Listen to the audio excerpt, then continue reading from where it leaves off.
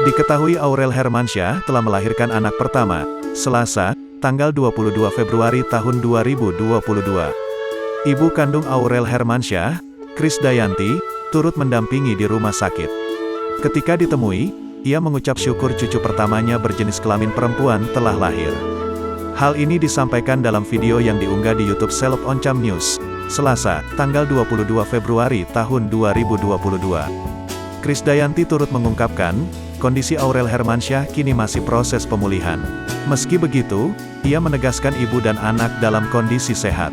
Saya mewakili anak-anak, pagi hari ini cucu kami alhamdulillah lahir dengan selamat, kata Krisdayanti.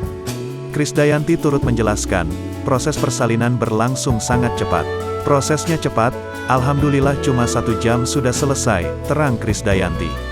Akan tetapi hingga saat ini, wajah anak Aurel Hermansyah dan Atta Halilintar belum diperlihatkan ke publik. Insya Allah cantik, cantik sekali. Nanti biar ayahnya sama mamanya yang akan menyampaikan sendiri, tuturnya.